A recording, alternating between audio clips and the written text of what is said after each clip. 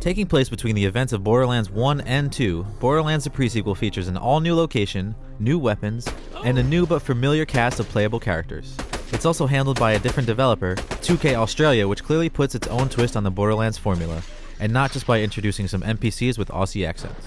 The game is one long flashback told by Athena. Athena is being held hostage by Lilith and the other two surviving Vault Hunters from the first game.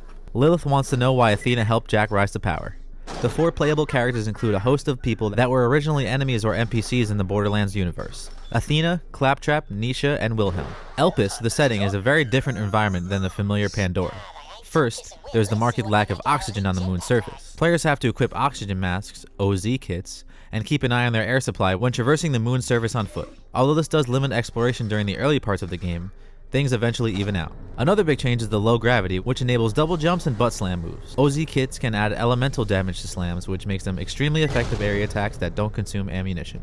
Low gravity adds an unprecedented amount of vertical action, complete with jump pads, by allowing players to jump up in the air and rain damage down. It wouldn't be a Borderlands game without a huge selection of guns, and the pre-sequel doesn't disappoint. Since the benefits of slagging haven't been discovered yet, the game provides players with one element that has been long missing: ice. By taking advantage of Elpis' cold surface, players can use ice weapons to freeze and subsequently shatter enemies. The pre-sequel fully embraces the spirit of Borderlands, and mixes its cast of new characters with a host of familiar ones. Lilith makes an appearance, and players will see a whole new side of Moxie. Crazy Earl even has a resident of Elpis, for some reason.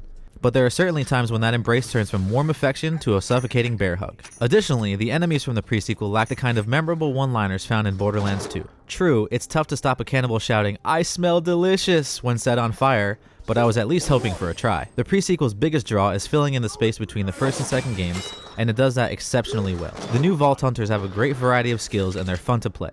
Adventurous players might even take to Claptrap's randomness. There are also some very good sequences in seeing the lengths Jack will go in order to gain power and become Handsome Jack, the wisecracking, sociopathic megalomaniac in Borderlands 2. 2K Australia has injected some of its own personality into Borderlands, and while not all of the changes are as welcome as others, it's successful on the whole. Shacknews gives Borderlands the pre-sequel a 7 out of 10. Thanks for watching, and if you want to read the full review, head over to shacknews.com.